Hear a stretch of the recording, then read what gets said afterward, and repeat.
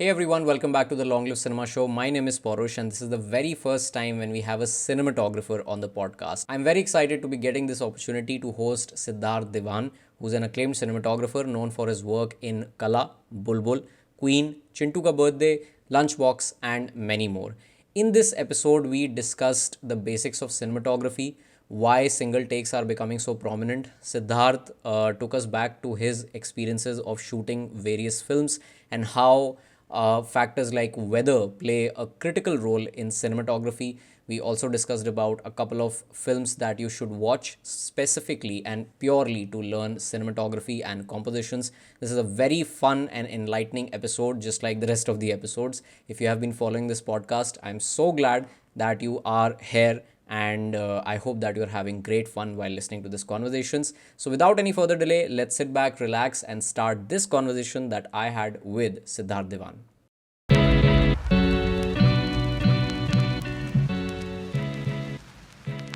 So to get started, I want to first of all start with a very basic that can you please help us in defining the term cinematography? And the reason why I say this is because, of course, there is a definition on Wikipedia, there is a definition available on the internet, and the word cinematography is now very prevalent, especially in social media. Like whenever people talk about a film or a show or any kind of story that they experience, they do talk about cinematography कि यार इसके visuals बहुत अच्छे थे, इसकी cinematography बहुत अच्छी थी. So the word cinematography has become prevalent now, which is great.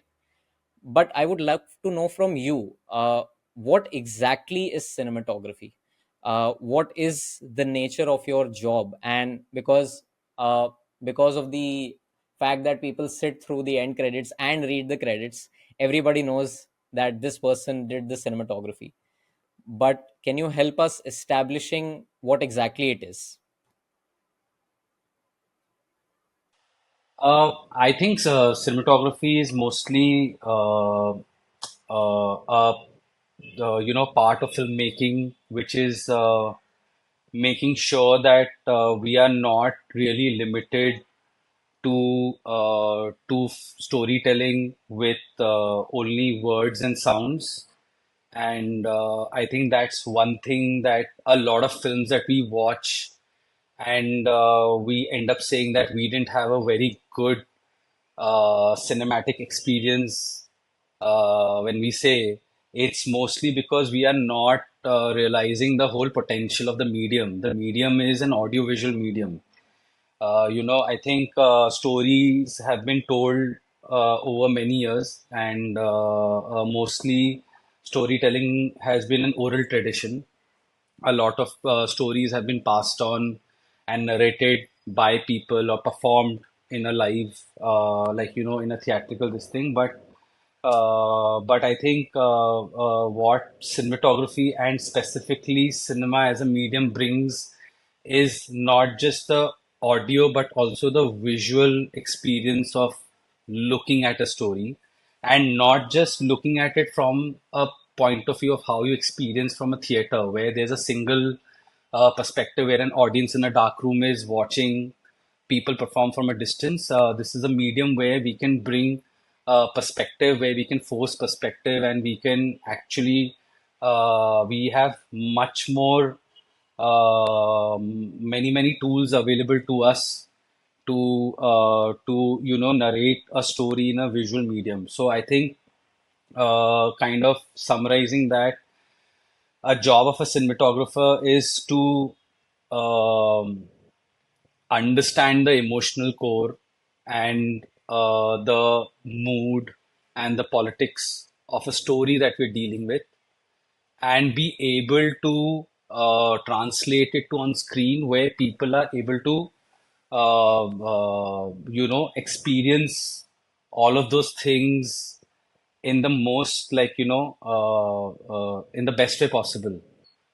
So I think a lot of our job is to make sure that that the medium itself has goes beyond just experiencing and just watching it, but actually to be able to immerse in it. So, we are dealing with things like lighting, contrast, sensory things, like we bring sensory elements in it with all these tools of camera movement and what kind of environment we build.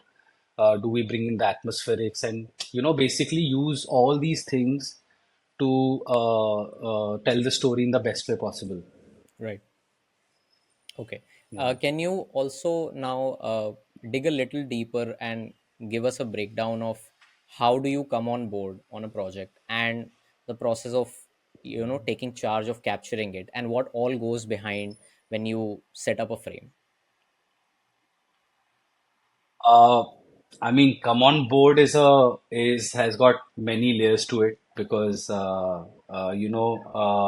it depends on first of all somebody really approaching you and probably someone out there thinks that you're an interesting collaborator and you're an interesting storyteller in someone whatever way that you bring in and that those people or that director, that filmmaker or a producer kind of approaches you to come on board, and then it's a long journey from there.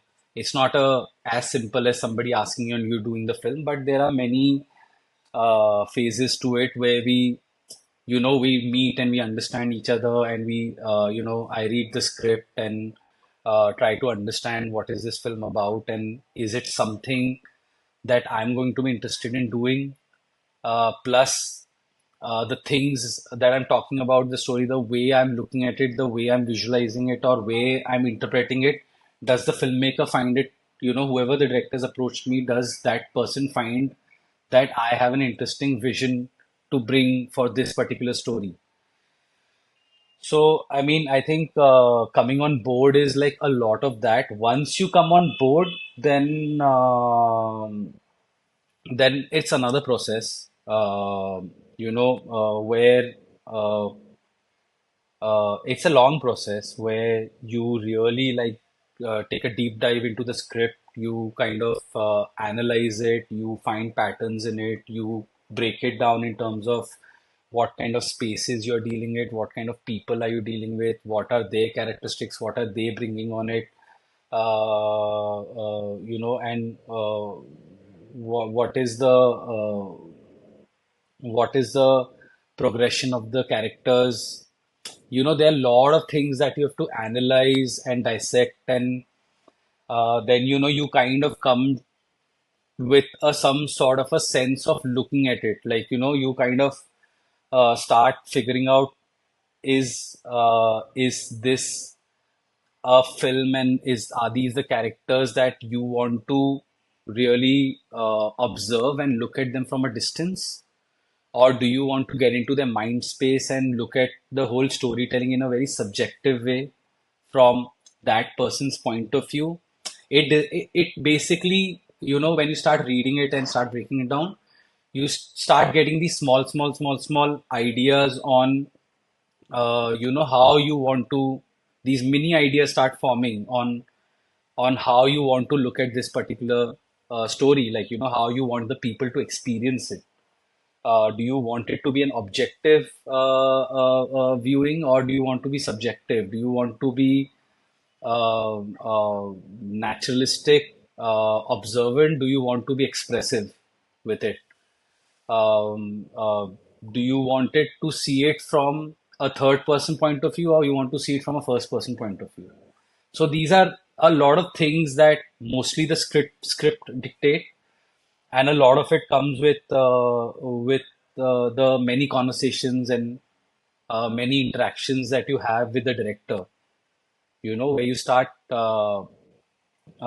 discussing, who are the main uh, uh, key players in this narrative. What is the politics of the narrative? So you start discussing all those things, and I think these small decisions you start making, and you start forming a language. So it probably starts with a few letters, and then it starts forming sentences, and then it forms a whole philosophy around how are you looking to tell this story. You have covered up a lot when it comes to answering my question. But in this process of translating someone's written word into visuals, uh, I don't know how to ask this, but what is the trickiest part in that? Uh, is there a moment where you get like, yaar, how do I translate this into a visual? How do I make it into a frame? जैसे आपने subjectivity, objectivity की बात Hmm. करी. So when you are reading a script, when you are looking at a character, what a character feels or thinks or does, कोई activity है या कुछ भी है. So Hmm. at what point, or is there a point where it gets tricky enough for you to really think of it कि यार हम इसे कैसे करें? uh, I think I'm able to ask what I want to ask. Yeah, I mean, हाँ, see, tricky तो हमेशा ही होता है because uh, I mean, of course, you deal with all different kinds of material. There are different kinds of people who've written it, and there are different stories, there are different backgrounds, there are different skill sets, and you always come across with certain scripts which are written with such descriptive quality, where each location, each character is described with such detail that it almost reads like, you sometimes feel that I don't have to do much. I to literally have to just interpret this with my visual tools. But most of the times and a lot of the times, writers are writing this material in isolation and they are having their own imagination, which sometimes is not really in sync with the realities of life, of, you can say that the character is feeling this, but in a literature form, you can say that a character is feeling this, but in a storytelling form, I have to show what this character is feeling. So all of that becomes tricky because that's the more challenging part. Like, to how do you bring out the subtext of the story? The things like, okay, if there's a scene written that two people are sitting in a room and talking, there will be, when you shoot it, there will be two people, there will be a room, they will deliver those dialogues. But there are so many things which are, written as what they are feeling, or maybe some sort of backstory going on in their head. Those kind of stuff becomes the more challenging part on how do you visually show your character in a way that you, while they are delivering their dialogue and they are talking what they're talking, the audience, when they're looking at character number one and two, they are feeling two different things about them.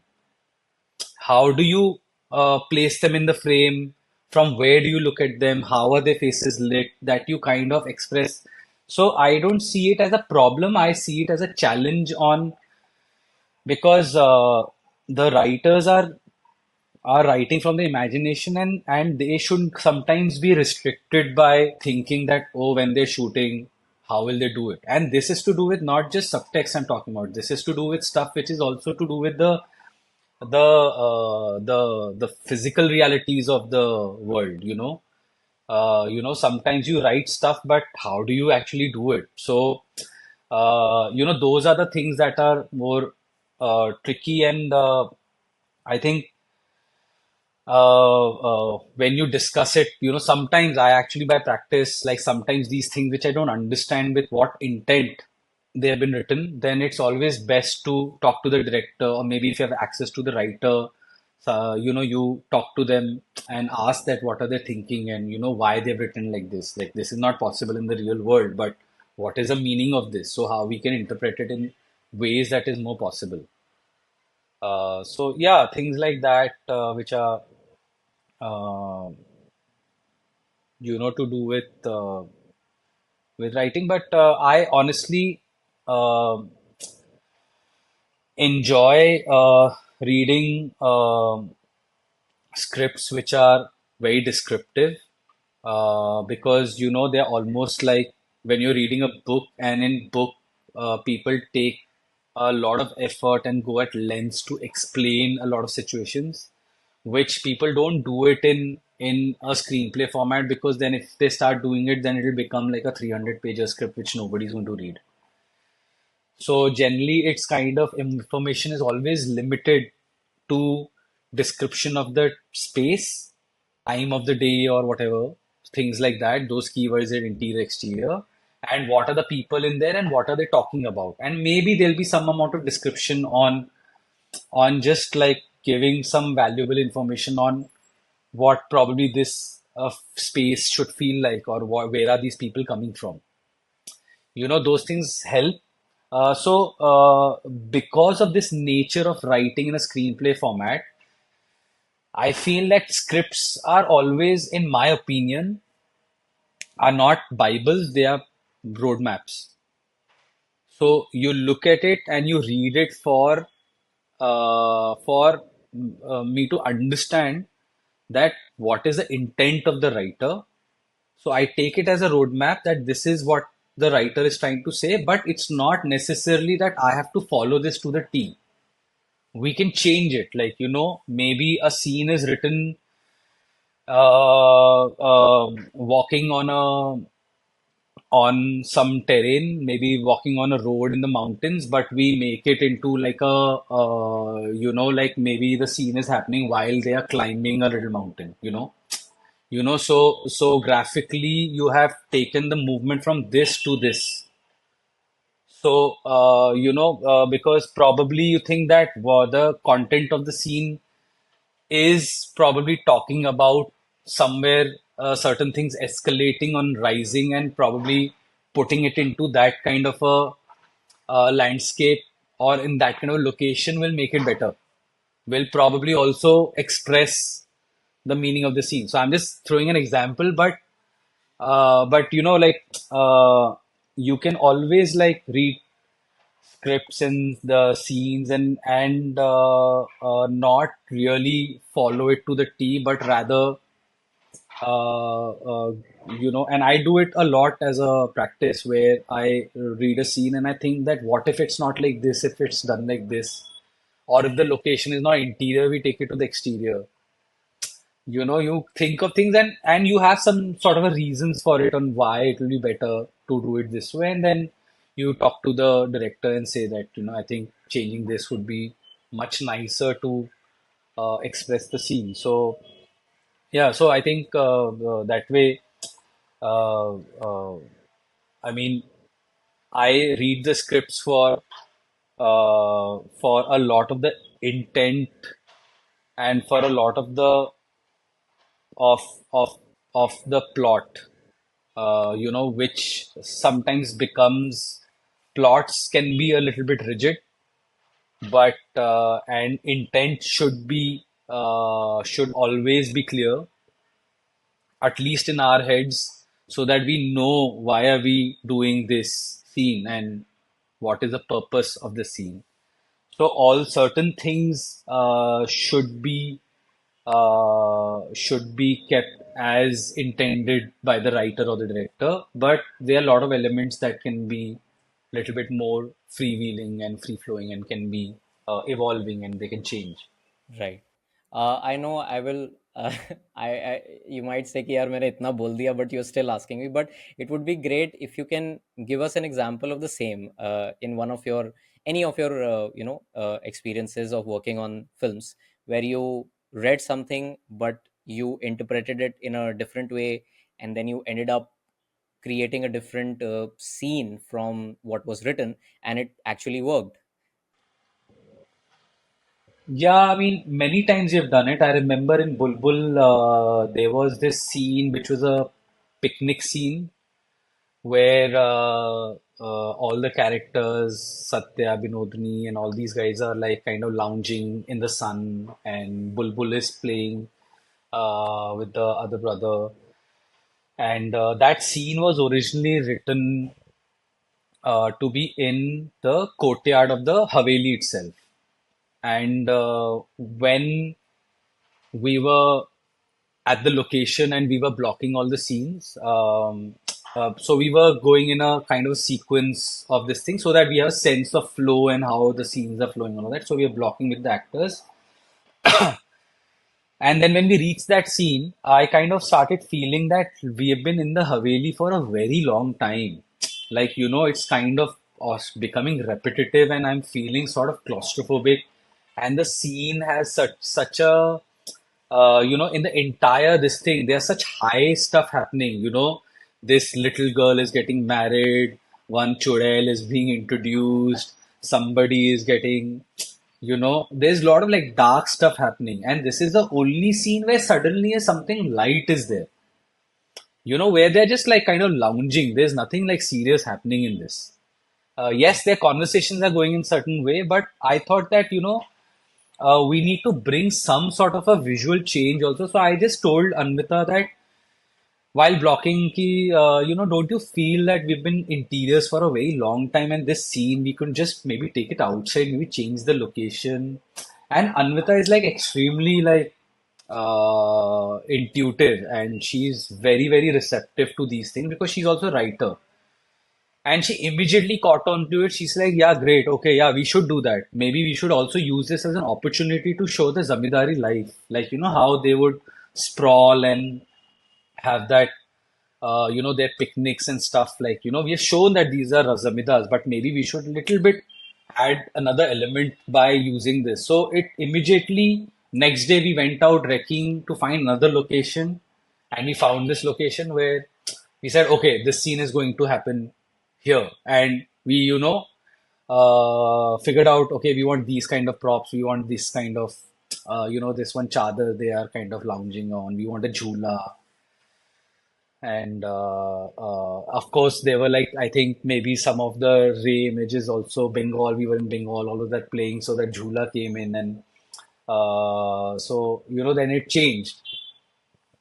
Similarly, uh, there was a sequence in Qala where Amit Sial comes back to Qala when he's not in the best of his career.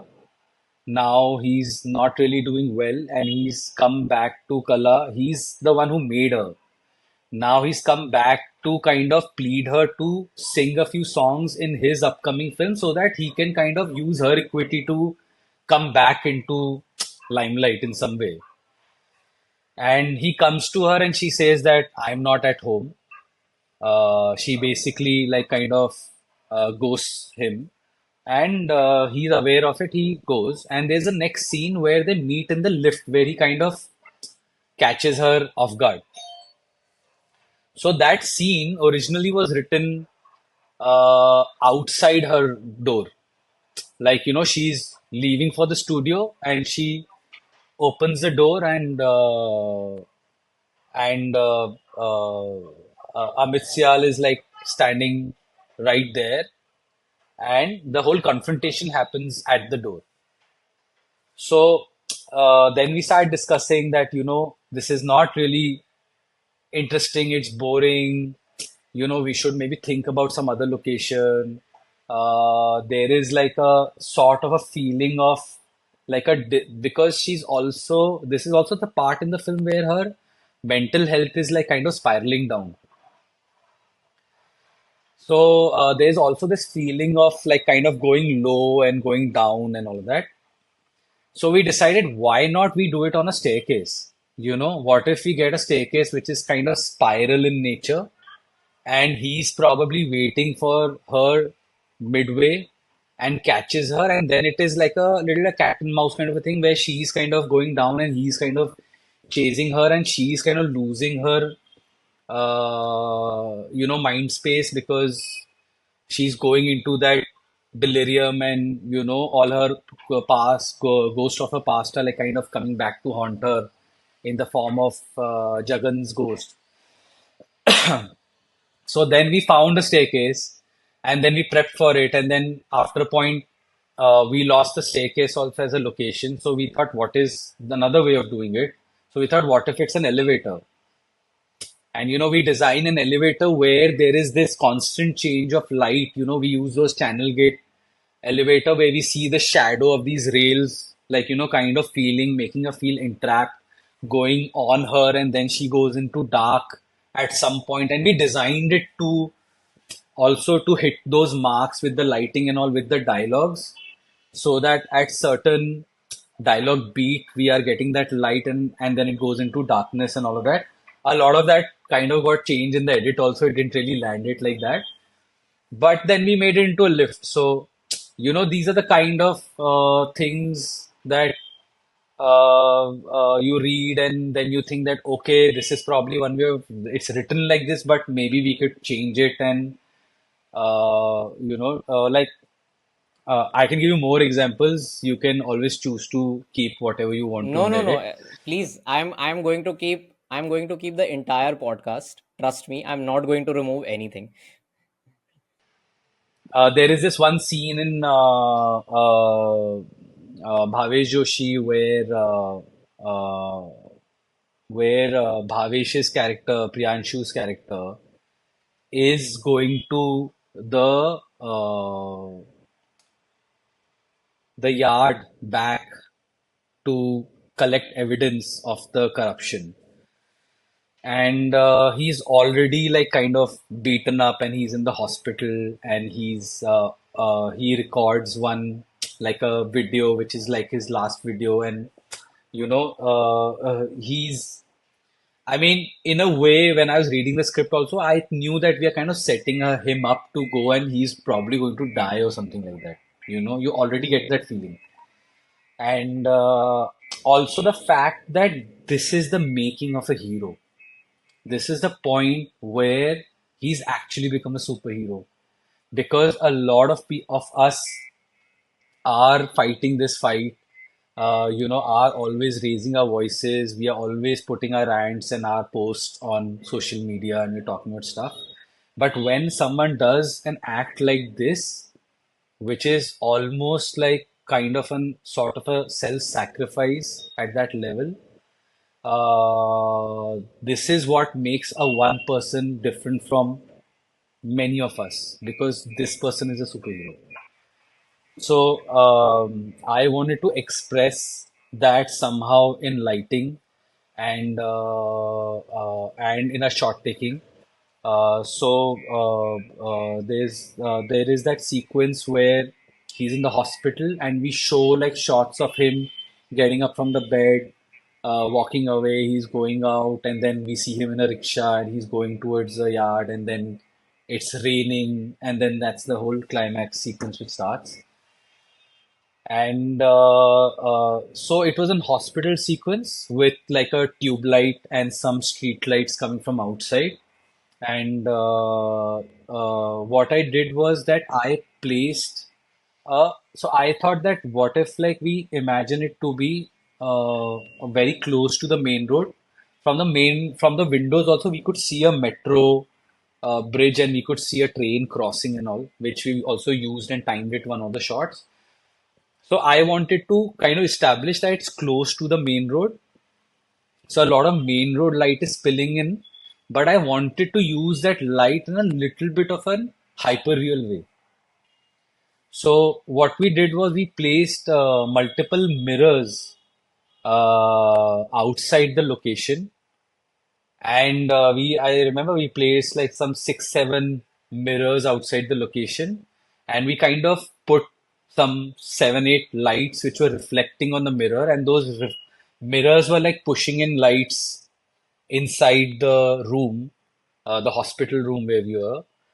And when the scene starts, I asked my team to start rotating the mirrors.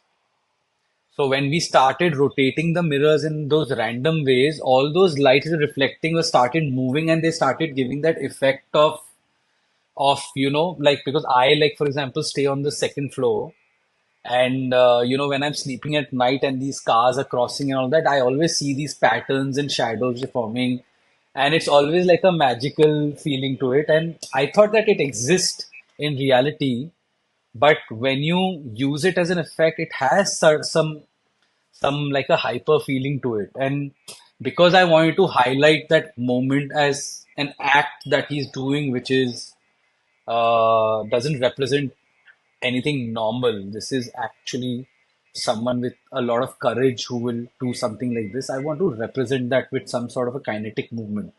So that light kind of added to that. And then in the auto also, we rigged the camera at a very low angle to almost establish him as a hero, and we had half of the frame of the street lights crossing, and half of the frame was him, and these lights are crossing, and they are also flaring the lens and creating this very like a heroic feel to the whole thing. I mean, of course, the flip side is that after that we get into the action sequence and he dies in that. Uh, but there are things like this which are not really written in the script. It's just comes like from understanding what is the intent of the scene and what is this character really going through, and you kind of interpret it. So you're now, I think we are answering your first question of what does a cinematographer do. This is exactly what our job is, to interpret it in a visual form which probably makes people feel in a certain way. And it's, most of the time you'll see a cinematographer and you'll talk to anyone who'll say that, we make sure we are putting the right lens and you're using the right cameras and you're lighting it. Hmm. But it's also like, why are we doing all of this? Yeah. Is coming from the understanding and the interpretation of the intent of the script. Yeah. Yeah, Wow. yeah. I That's think that's what is the yeah. No, these are I'm having like so I was introduced to the storytelling aspect of cinema with the help of visuals first, because of course that is the most on your face thing, and it just feels amazing to be getting to know these nuggets of wisdom and information about how actually something is done. So trust me, I'm not going to remove anything. If anybody wants to skip, it's their problem. I'm not going to remove anything. But I would love to know, like, how do you then make the choice of shooting something on a green screen and in real location? And do you personally prefer shooting more in a real location? definitely I prefer shooting in real location, but I also understand there are certain things which you can't achieve in real location. And when you have a certain vision which it's kind of impossible to achieve in real location, or is probably will be much more simpler to execute when you take the help of doing VFX. Sometimes simplifying it helps a lot for whatever reason. It could be the reason would be for the actors to perform, for the director to have that convenience of, or it could be actually to an achieve an effect like I mean, I've done extensive green screen work. I've Mostly, I think a lot of it I did in Bhavesh also, but we always chose it for reasons which are probably helping the scene work. I'll give you an example that we did this one pipeline fight sequence where there is rain and there is this whole fight sequence happening on the pipeline. First of all, I had a vision of shooting it only in moonlight, and I wanted to give it a sense of that we are a little bit away from the city. And I had this very specific visual. I in fact remember having references of it where I wanted it to be blue moonlight, like a whatever moonlight, and the city is at the distance, and the city is like all orange and all, which almost looks like it's burning. Like it just like I just had this idea in my head, and when we went to the location, we found this really good location, but to light up that location was a very, very impossible task because of the way where the location was. If I had to light it up the way I wanted to, I had to put up cranes and all on this flyover which was going over that pipes. But then putting a light over there means that I'll block the entire flyover, which means it's impossible to do it within the budgets that we had. So that was one reason. Secondly, because we were shooting an action sequence which involved a lot of like cable work and there were a lot of safety concerns. And when the action director went to the location, he saw the real pipes and he saw the location because those areas were very filthy. They were like literally नीचे बहुत कीचड़ था, or there were like snakes and rats and whatnot. and the whole surface is going to be slippery, and they're going to do such high octane action. So even the action team kind of bounced it. They're saying it's too unsafe to do it with actors. So finally, for various reason, we decided to build it in a studio. So A, it gave us the safety. B, it gave us lot more ways to shoot it because now we are in a controlled environment. And C, I could exactly control my lighting and my backgrounds, where I didn't have to depend on what is possible in a real location. I could really knock it, like, really get it exactly the way I want. And I was blessed with a very good VFX supervisor, and we really Vikram is anyways very technically good, and he's preps very well and all of that. And that is one thing I really learned from him. And like put together all these people, we could really achieve a sequence where I have to sometimes tell people that this was a 360-degree chroma, like this is not a real location. So at that time, like I think for that time it was pretty well done, thanks to the VFX team. Nishikant Kamath and Harsh's character meet for the first time. We have set him up as a antagonist. We have set up, of course, Sikku is our protagonist and Harsh's character. But this is the first time in the film that they are meeting. And again, in the writing of this scene, I remember reading that scene, and he's talking about Nishi's character is talking about the story of Icarus. He's talking about some Greek mythological story, and that there was Icarus and they were trapped and he flew too close to the sun. And I was always questioning that, yeah, like, this scene is like little bit too hyper. Like the kind of story he's telling is like, it's a bit almost slightly, to me, whenever I read it, it felt fantastical to me. A bit hyper real to me because in this entire film, nobody is like talking like this. And plus the fact that he's shot, he's half dead, he's been beaten up badly at the pipeline, and he's kind of fading out, he's fainting out, and all that. So again, I wanted that sequence to be a bit hyper real. So we didn't do chroma, but we shot the entire sequence in a studio with LED backgrounds where we shot plates and we projected those plates on those LED walls of a moving car. But we were actually shooting in a studio in a static car with rain machines and with the backgrounds moving. So again, like the reason to do that, it's not addressing chroma, but it's addressing sort of not doing it real.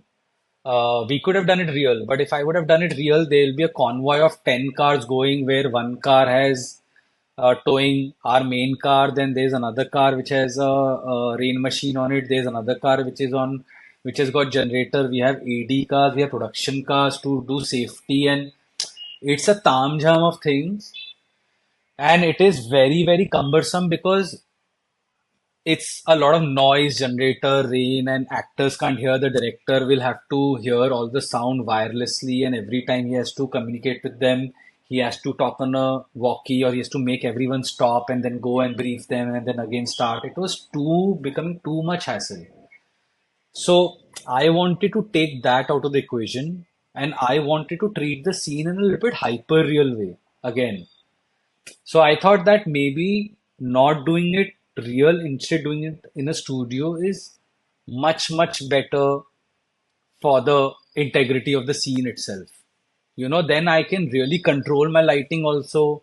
And if you'll notice that scene, if you see the how Nishikant Kamath is lit, he's lit in a very cut light, very villainous way, and there is this whole blurry, out of focus city which is kind of moving in the background, which is slightly unreal, but because there is a layer of haze and there is a layer of mist and there's a layer of rain, that all of it blends, and you can say it's unreal, but it's not really real. So all of that added to the whole the mood and the vibe of the scene also. So yeah, I mean, I think sometimes for a lot of reasons, not doing it real actually So I mean, I don't know, like a lot of times you tend to become purist and you say, no, no, no, I don't want to do anything, this thing. And maybe in an ideal world, if I'm working on a certain project where everything can be made done in a real way and we have that time and resources to do it right, then yes, of course, I would like to do it real. But given the situations and circumstances and budget and many things that, especially be doing an Indian film, that one has to be conscious of, because the economics of our films is very, very different. So to keep all of that in line and still have the vision, I think for me the vision is prime. It doesn't matter if I've done the real or unreal. I'm not trying to prove it to anyone that look, this was all real. I mean, that's not my concern. My concern is to tell the story and to tell the story in a way that we the team has envisioned it as, and not really get limited by thinking that we should only do it in a certain way. Right. I was also asking you this because recently, after a couple of films have released, and also with a major release coming on 23rd May, which is Furiosa. So there is a uh like a good chat happening on social media about how we need to be doing things more. Had certain films done stuff in reality instead of relying extensively on green screen, we could have achieved, a much better outlook and a much better overall look and feel of the film. So I just thought I should ask Yeah. you this because like, how do you navigate those choices? Because ultimately the audience, this maybe when I think when Adi Purush released, so I was also one of those people who said ki maybe they could have shot some places in real location. Yeah. They could have avoided doing it completely on green screen. And yeah, so which is why. Maybe the if the story was good and if the film was good, then you would have not been having those problems. So I think once all of that also doesn't work, then everything else starts looking bad. And and of course, like the quality of VFX and everything seemed like rushed up and not thought through. So I don't think there's a problem with doing it the VFX way. It's how you do it is what one needs to look into. If you're working on a VFX heavy film, it requires a certain rigor. It requires a certain amount of planning. It requires a certain amount of experience of doing it and a certain approach to it. So if all of that is right, then I don't personally see it as a problem. I understand what you're saying. Like, I get it. Like a lot of these Hollywood films are doing extensive VFX work, and which sometimes, most of the time, seems unnecessary. But yeah, I mean, I don't know. For me personally, without commenting on something else for myself, I would not shy away from doing something on VFX if it kind of takes my vision to something which otherwise is not possible to achieve. Like I remember in now these are very small elements, but in Bulbbul, Anvita had this vision of, like, using a lot of kashful. Kashful is something you must have seen in a lot of Ray films and all of that. And kashful basically signifies in Bengal coming of Devi, coming of Durga. So in a certain period before Durga Puja, these kashful starts appearing everywhere, and then after a certain period, they. So I might be a little bit wrong in my this thing, but there is a lot of like significance to it, and because we were referencing to a lot of Durga as a female deity in the film, and that the character kind of represents that, and she's kind of becoming the goddess and all of that. She wanted to have that cast full, and all these locations we were shooting in, and of course the time period we were shooting in, they were not appearing naturally. So we took help of VFX to plant it wherever possible, because we wanted that to be there. So if it's not possible in a real way, even we tried it to do it in production design, where we actually got Meenal, a production designer, really figured out this place in China from where they bought these fake Kashful. But finally, what was delivered to us was not really, it was not in the quantity that we expected, because they were very expensive. And also, sometimes they won't fit all our locations. So we would use it as a reference point, and then VFX will kind of put their own thing, taking that reference for light and modeling and everything.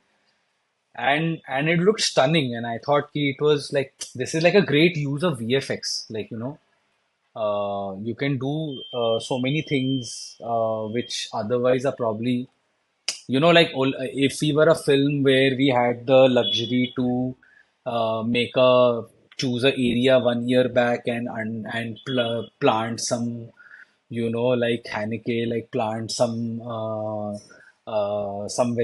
plantation, some vegetation over there, and then wait for it to bloom and then go and shoot, which we did in Jayeshbhai Jordaar, by the way.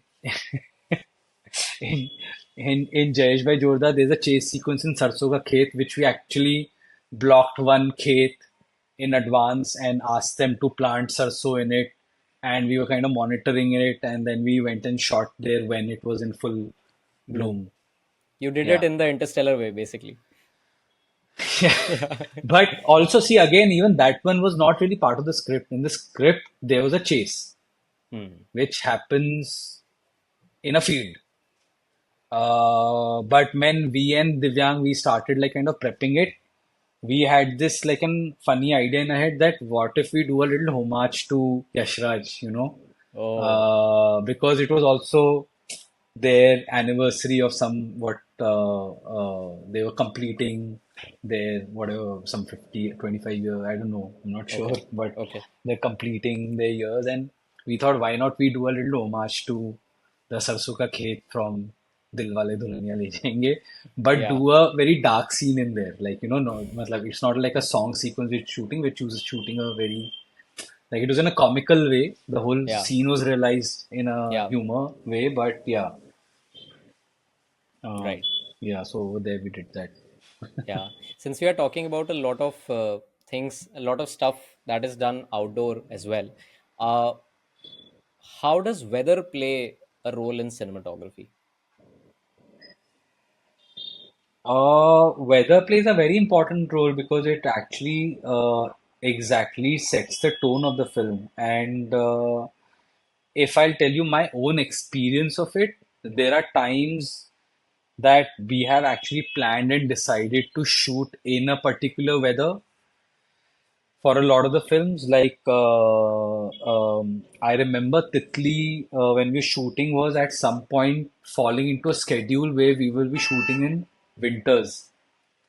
And for me, when I read the script, I always thought that this is one film I would want to shoot in the light, which is like a complete no-no in cinematography.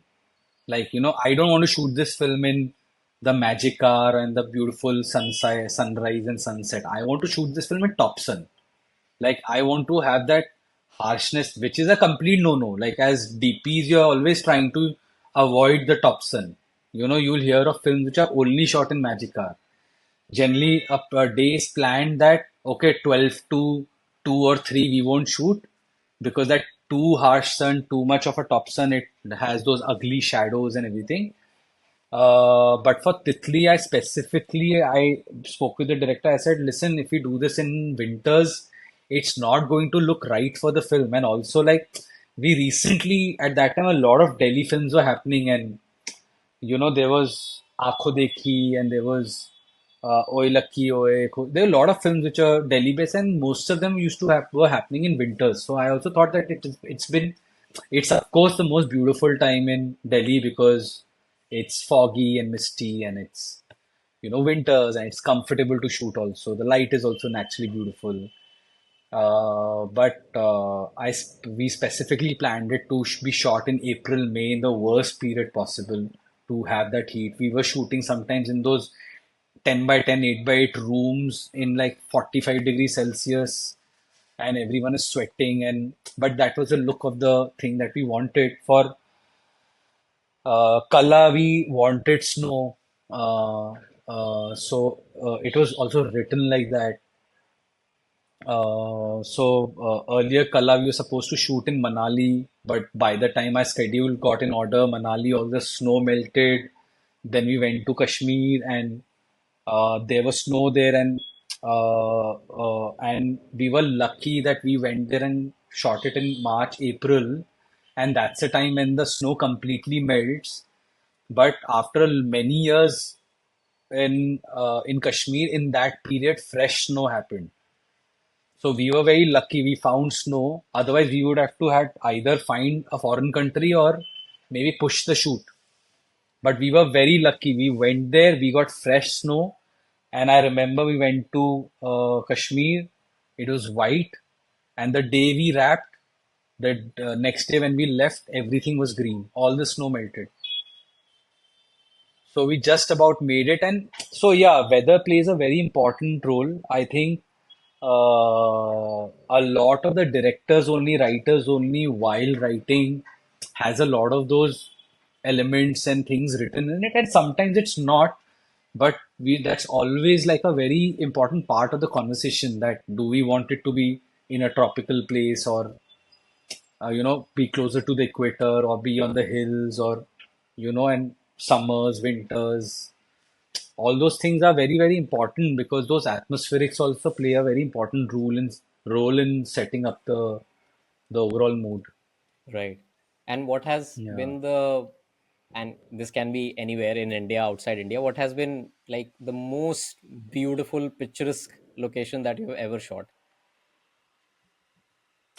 Oh, many. Because I shoot a lot of advertising, and so I've been to many places shooting. But within India, I think Ladakh is like one place which is like stunning, and it is like really a place. It feels like it's on steroids, because each mountain looks like a different color, and the light and shadow play over there is very dramatic. And yeah, but there are many places like that. Like, I've traveled far east of the country, and south and north, and there are, like, every place is like has got its own beauty. So I think it's a lot about also embracing. So like, I think another thing with weather is that sometimes you imagine a certain light and you imagine a certain weather, but when you go to a place, it is not like that. And if you have that luxury and you have that support from the producers, where you can actually wait it out, where you hear films, you hear stories of a Terrence Malick film where they're only shooting in those 15 minutes of the magic hour, or you hear, even like Tumbad, we've heard stories that how they used to wait for. It's great to, it's so amazing to hear like people able to do that. But a lot of the times, also it's a lot about embracing, and also improvising on a particular day when you have only one day to shoot a sequence, and you imagined a cloud cover, but there is no cloud and there is sun, and you kind of embrace it, and you kind of find ways to make it look good, and also make it feel right for the sequence. So yeah, I think those things are really depends on from project to project, and how much like there are certain films where with which you have to be very specific with the palette, and you have to really control it. But there are certain films where I feel that you can embrace it. Like, I'll tell you, like Kala, I was telling you that we went there and there was snow, and every day that we were in Kashmir, there was a different light. Every day. Day one we shot, there was beautiful sun out. It was like very angular, golden sun that was out. On day two, there was a lot of like fog. Like we could hardly see the sun. The sun was like barely filtering through the fog. On day three, there was so much fog that you can only see a character and nothing behind. It's white. There is nothing at the back. There is no depth. It's a flat this thing. So, and day four, there was a snowstorm and the whole light changed. So, every day that we were there, the light was different. But the good thing was, and this is a thing, me and Anvita keep like laughing about, that the gods of cinema with us were with us because all this change of light didn't give us problems. They gave us such beautiful natural variations in light that we could have never created. And it was so beautifully timed because on day one, we were shooting a song which was about this happy memory, and we had that beautiful sun out. On day two, we were shooting the second half of the same song, which goes into a dark side of memory. That's where the fog came. On third day, we were shooting the suicide sequence where Jagan hangs from the tree. And me and Anvita used to always talk about that scene as we used to say, you remember those silhouetted Japanese paintings where there is no sense of background, it's very 2D. There's only one tree and one guy which you see hanging. We were always imagining it. And of course, I had got fog machines and stuff to do it, but on such a big area, I knew it will never happen properly. I won't be able to control such a big area. But on that day, that fog was so much that if you see the film and you see that sequence, there is zero VFX on it. There's nothing. It's exactly how we shot it, is what's there in the film. And it was completely one, you just see the trees, just see Jagan, and there's nothing. And it looked like those very, those paintings that we were always talking about. So I think like nature, like really gives you a lot of things, and if you find and you see the magic in it, you can really use it for your advantage. Yeah. Yeah. uh, I feel that sometimes, like we often talk about the craft of cinematography, but there is something that I feel gets not ignored, but I have not heard too many people talk about it, and that is how it is how cinematography and handling a camera is very physical task. It's a very physically demanding task, like you just mentioned. You have shot in so many different kinds of weather situations. You have shot in extreme heat where people are sweating and it's very uncomfortable that way. You have shot in peak winters, like you just mentioned. So I would love to know from you, like, how like do you how should I say, the importance of being physically strong is also there when it comes to being a cinematographer, I believe. जैसे हम अक्सर कहते हैं कि director, yes, a director should have a vision, should know how to lead a team and everything, but I also feel that a director should also be physically fit, because a director has to do a lot of back and forth and manage a lot of people, a lot of crews. So, and I believe the same goes for a cinematographer, because when you see people like Hoyter and Hoytema carrying those giant IMAX cameras on their shoulders, I wonder, and I want to ask him, what is the exercise that you do for your shoulders so that they are so strong? So I would love to know from you on this particular aspect. See, I'll tell you what, I think like uh, the physical part, I think anyone in any department working in films has to go through it because our lives are like physically tough. Like when you're doing outdoors, you have that 6 a.m. shift, you are waking up at 4, you're going to the location, you're starting to shoot at 7, you wrap at whatever at 7 at or 8 at night, and by the time you come back you get like couple of hours of sleep, and then you're back into the next day. It's tough. It's physically, mentally, emotionally, very, very tough. It's very, very draining.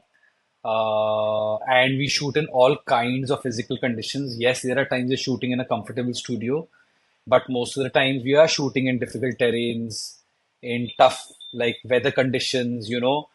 I'm talking about like I was talking about Titli shooting in 45 degrees Celsius in that heat. People are falling sick, they're getting food poisoning, but we are still shooting. So it's very tough. And of course, physically also, it's tough because you have to be on your toes all the time.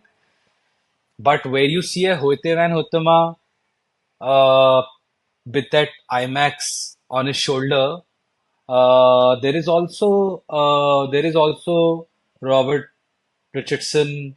There's also Roger Deakins who are like probably in their 70s or 80s and they're still shooting and they're still shooting masterwork.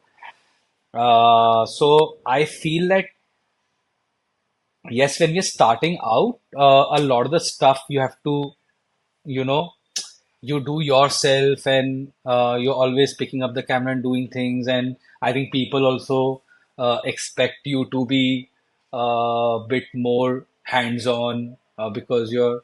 But I think eventually, I don't think it's.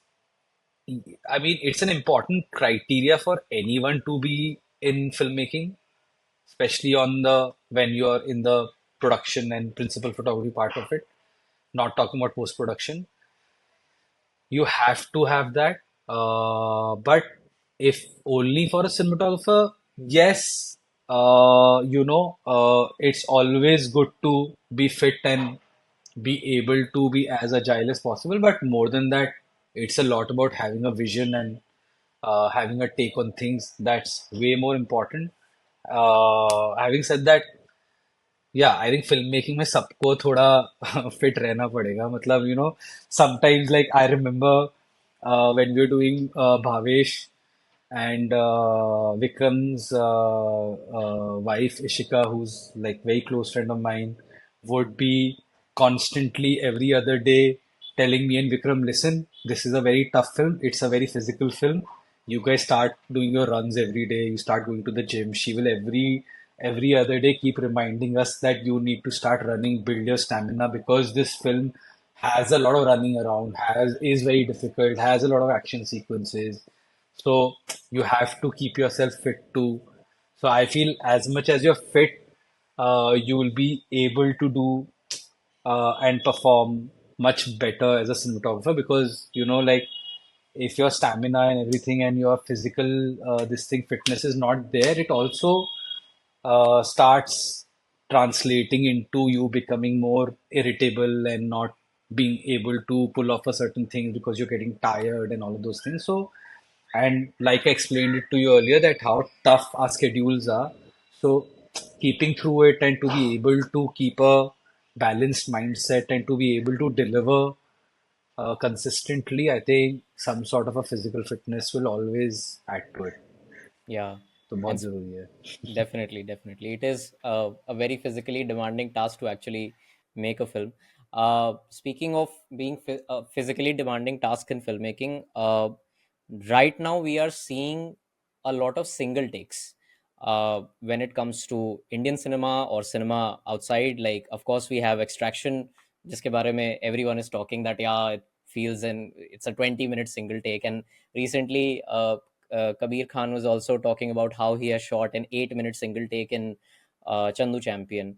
So I would love to know from you your thoughts on why we are seeing this increasing preference towards capturing single takes.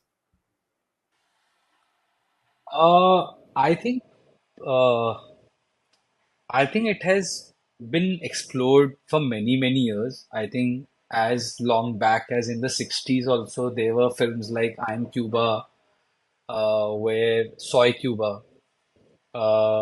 If you remember the shots on that, the design of that, even now, I think that how will you achieve it? They are such complex, long 8-minute shots, which were done, and in a way which we don't see even now people doing it.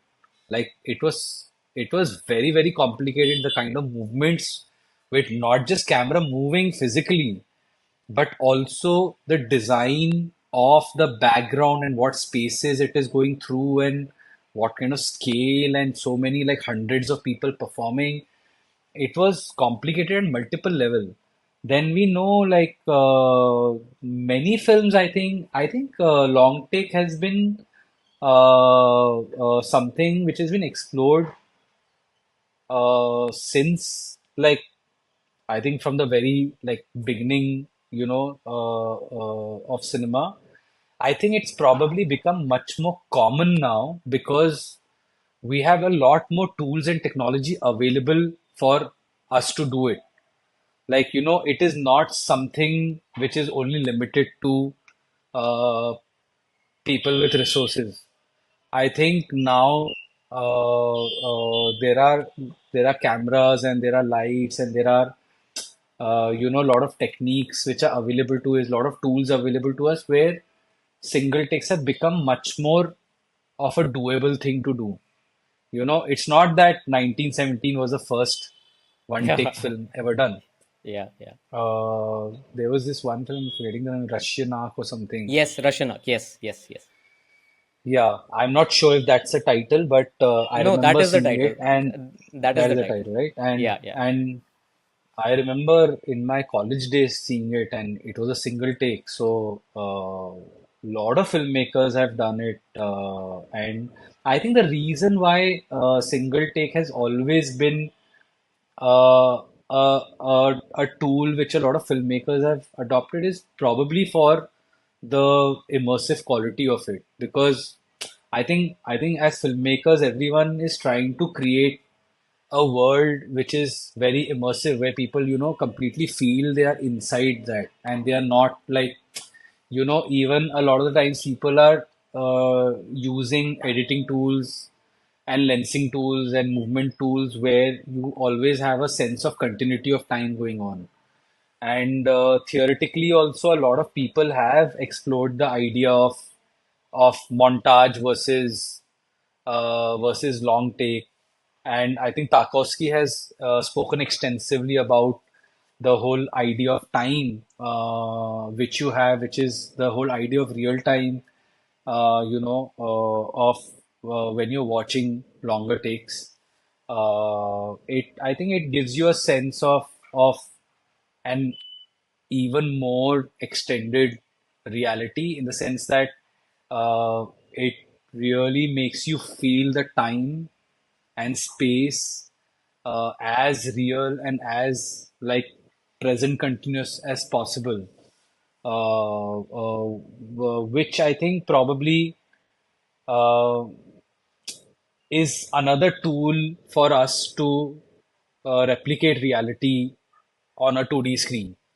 Because even like as cinematographers, our constant trial is to really make people feel that they are present in that world and experiencing it.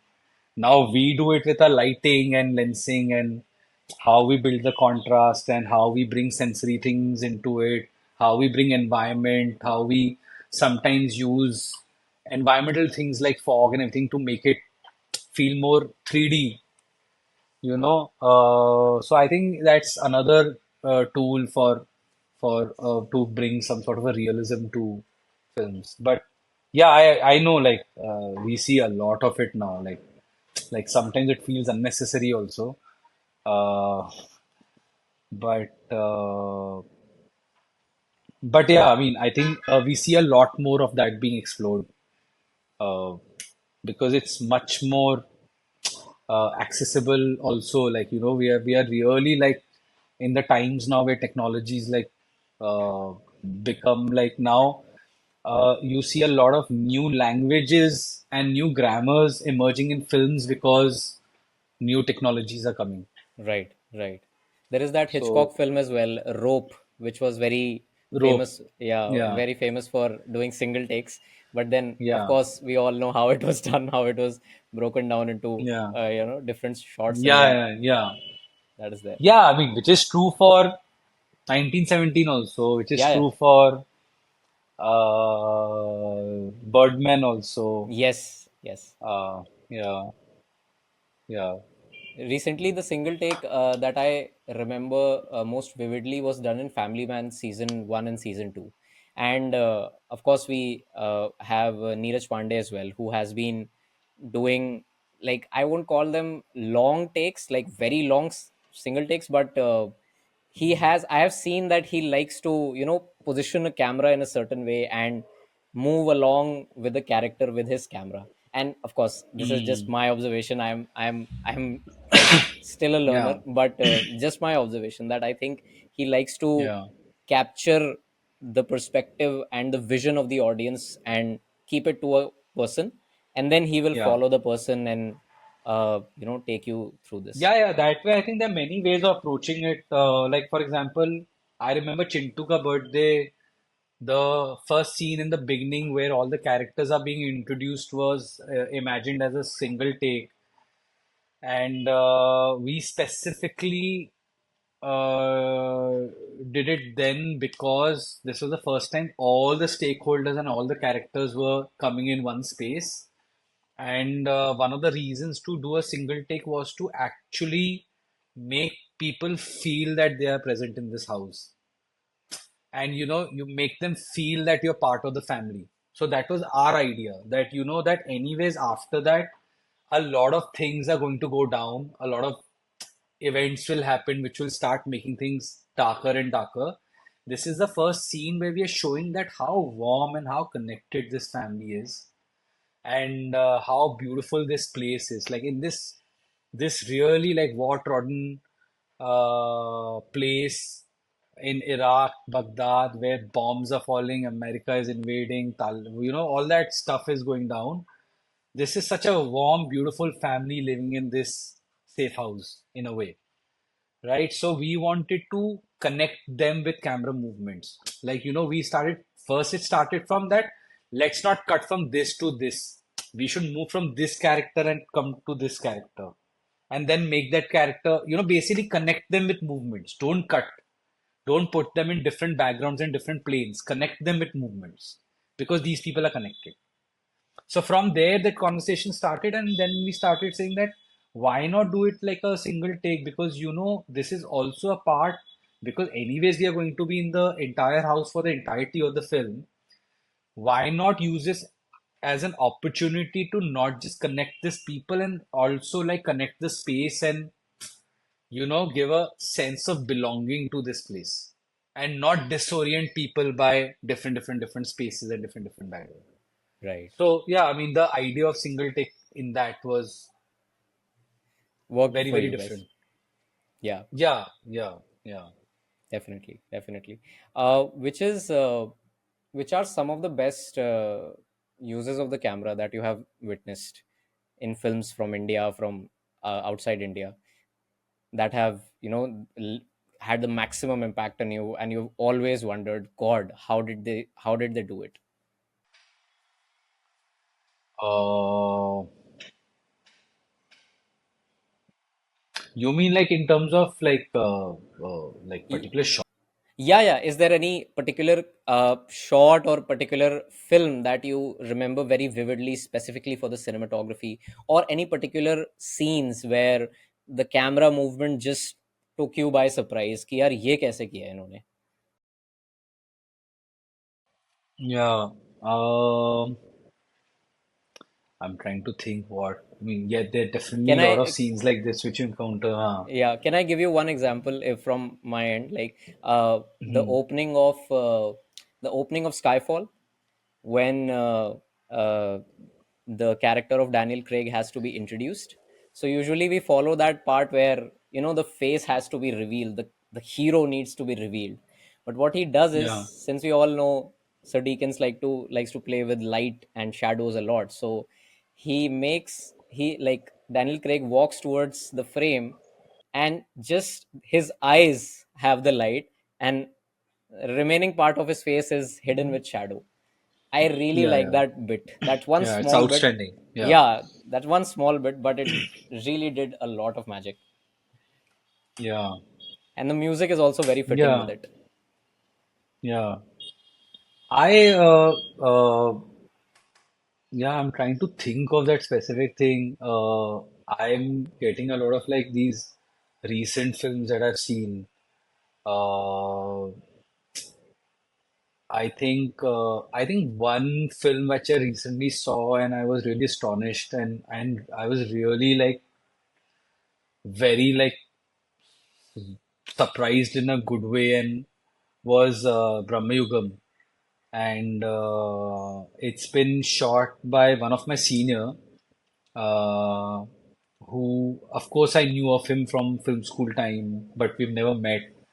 Uh, but I was really like blown away by his work in Brahmayugam, because uh, there is this whole sense of uh, entrapment that they've created, and this whole uh, the play of atmospherics and which are all part of the storytelling, and and the thing is that there's so many like uh, things they've done with lights and the location and the way, and also because it's black and white, so it doesn't have like really color to fall back on. It's only like playing in the grays and the blacks.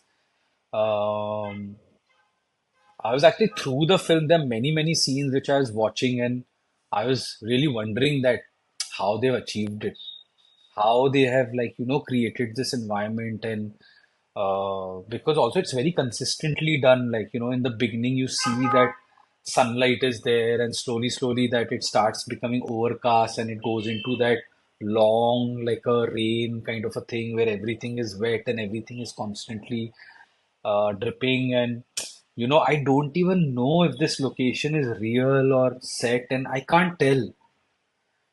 So it was one of the films where us constantly like questioning how they have done this, where have they done this, how have they, what is this location like. So I was quite fascinated by that film, and I was quite like impressed with how they've done it. Even like in Manjumal Boys, that sequence when he falls down, it's outstanding. Like I think one of the best things, like really when you see a scene breakdown, it's one of the best breakdowns I've seen in recent time. And I was wondering how they've done it, what all they've built, because I've heard like from people here and there. You hear stories from other films, and I've heard that they have built all those sets because you can't really shoot on that location, and it looks stunning. Like the production design work and everything is like very, very convincing.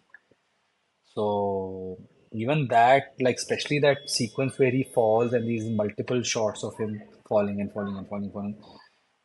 Yeah, I was quite yeah. So my actually last year has been a lot about watching a lot of Indian stuff, and it's been a pretty good year. Like I'm quite happy with the kind of stuff. Like even at Mami, I saw mostly Indian films. I saw Rapture, which one of my junior has directed, and his batchmate has shot it. Tojo and Sangma. I saw Agra, which Kanu directed. I saw Stolen, and many films I saw, and I was like, I was mighty impressed. Like I was really like, happy, like the kind of films which are being made locally, like outside of the whole mainstream world. Right, right. Yeah, Yeah, that is there. That is there. In yeah. fact, speaking of Malayalam cinema, this one film that I'm not sure if you've watched it, but you should watch it for the kind of set building that they have done, and within those sets, how they have managed the camera and everything. And Hmm. that film is Malyan Kunyu. Malyan Kunyu is about a guy who uh, Hmm. Literally like एक landslide होता है और वो अपने घर के नीचे ही गिर के धंस जाता है and he then Oh wow. navigates his way out. And I think that's all I'm going to tell you, because there is a very philosophical Yeah, aspect attached to it, and yeah. you should experience it yourself. It is streaming on Prime. You should definitely watch it, and please then I'll watch it. and please then watch how they did it. It is Yeah. Message me this name later. I I've will actually been definitely. catching up. I've actually missed out on a lot of Right. like especially South films. Yeah. So nowadays I've been catching up on a lot of those films, and a lot of regional stuff, not specifically South, but Yeah, even yeah, like Bengal and Punjab and yeah. whatever, like, all of that I've been catching up on. So it's great, like the kind of work which is happening on at the regional level. Absolutely, absolutely. And I'll Yeah, text yeah. you the number. And uh, this is something that I feel we really need to appreciate, especially when it comes to other regional cinema, because regional cinema is actually doing a lot of stuff. But unfortunately, there are some people who still, categorize it ki, "Arey, this is regional cinema," and they kind of let go of it in a certain way. But I feel that there are, Yeah. and also that's another reason why, because they make those what you call mass movies, so they don't get that Mm. much of attention. But sometimes, like, shamelessly I'm saying that KGF is one of the Mm. very good films that I've seen. And if you watch that film, Mm. that film has some fantastic cinematography, fantastic. And Okay. like, once I've you not watch, seen it. I'm not here. yeah, Yeah. yeah, sure, like, it is a mass Yeah. movie, and it has certain elements which are problematic, sure, but the Right. storytelling, like, it's a heavily non-linear narrative. And Mm. it's a heavily non-linear narrative, and the way it has been shot, for just 80 crores they have made that film. Okay. And I was taken by surprise. And it's all real location, by the way. They have shot in KGF, which is Kolar Gold Fields. And Okay. the place where they have shot is, that sand has cyanide in it. So it's a very dangerous Oh, spot where they have shot it. And it's all real. acha. It's all real. Wow. And like, वहाँ पे actually उनको cyanide hills ही बोलते हैं.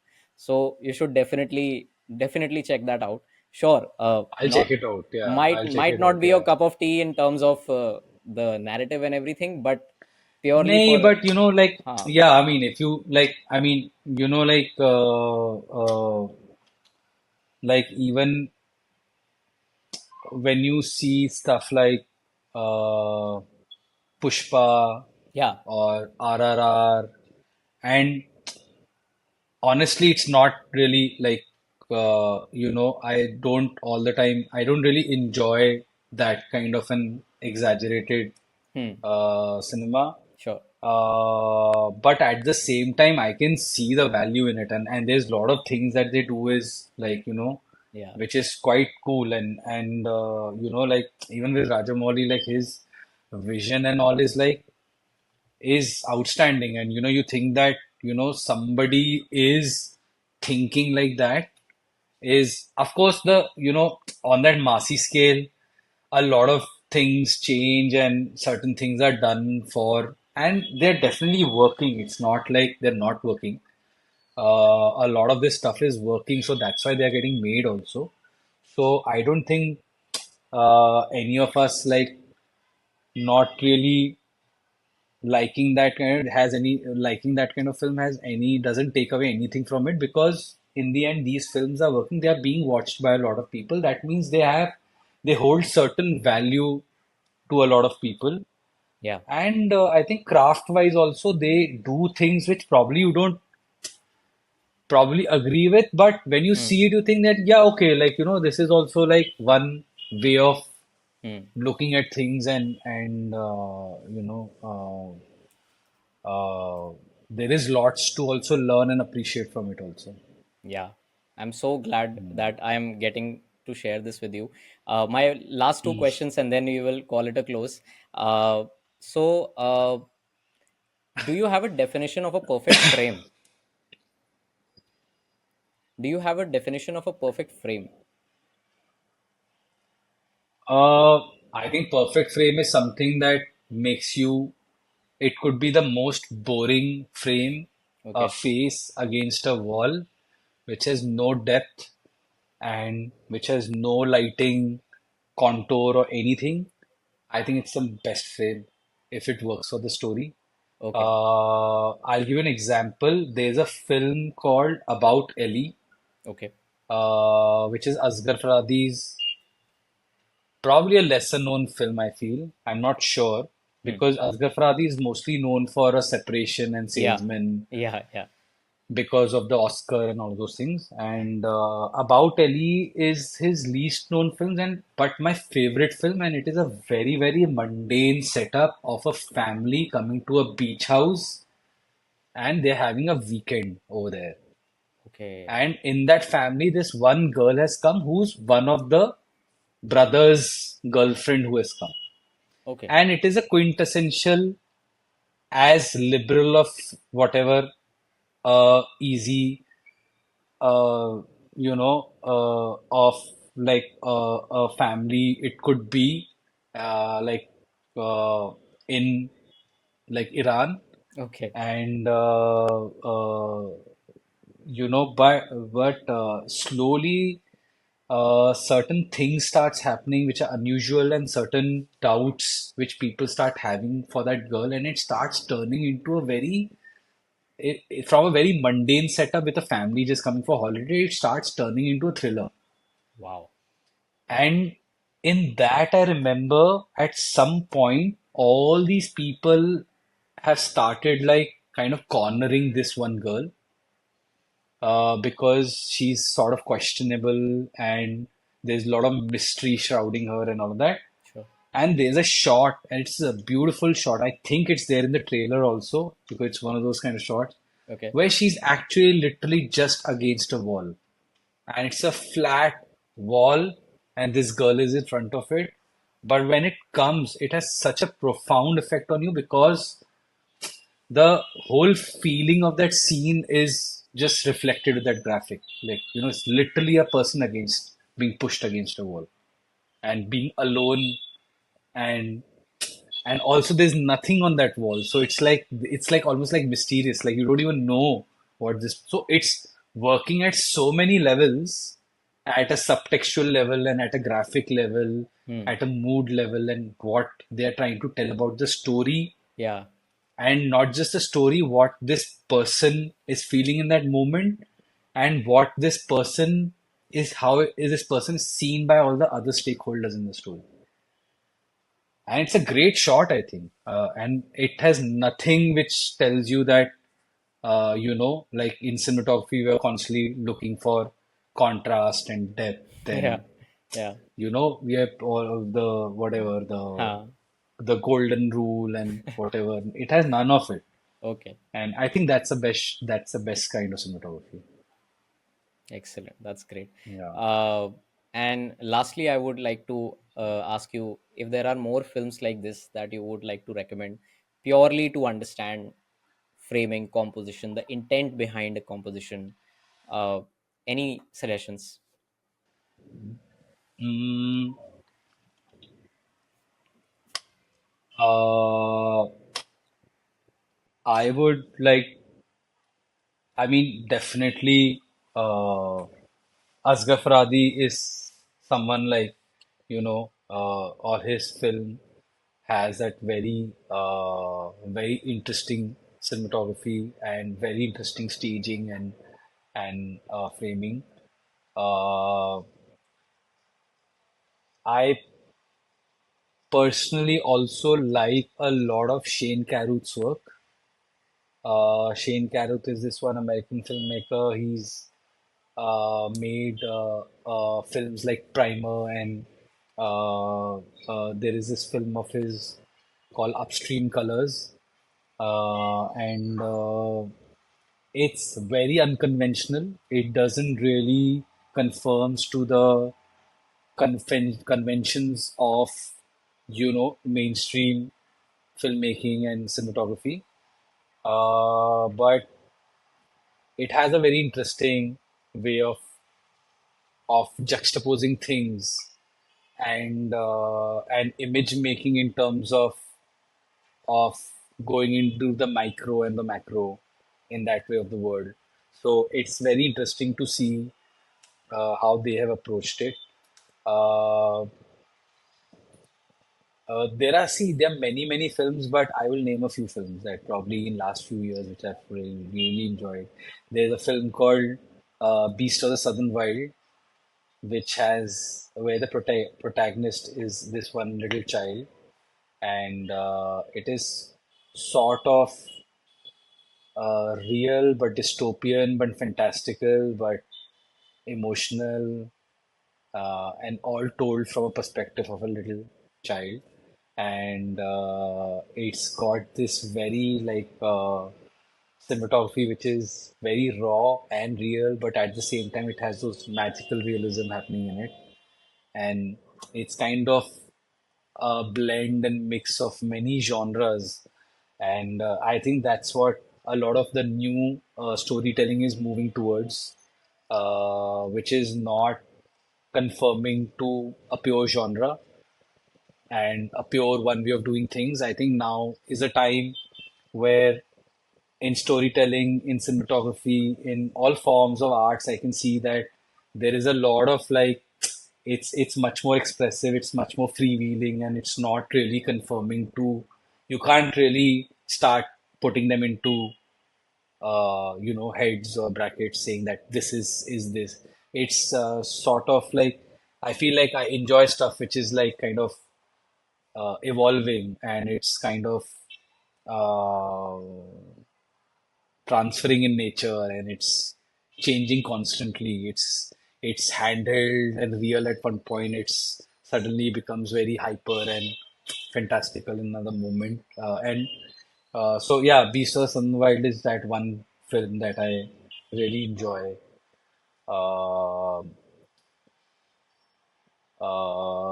there was this one film. Shit, I'm like forgetting the name.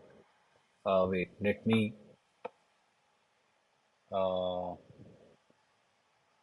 it came on movie. It's about a family in a. Wait, let me first find the name and then I'll talk about it. यार मेरे को मिल नहीं रहा वो. Shit, my memory of that. Anyways, I won't talk about it.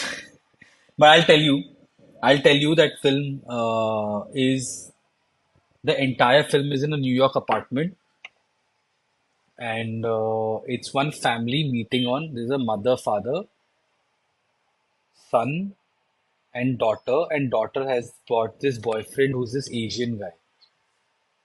On a It's a full white family and there's an Asian boyfriend, and the whole film is like about this Christmas Eve पे मिल रहे हैं ये family, और ये पूरी dysfunctional family है.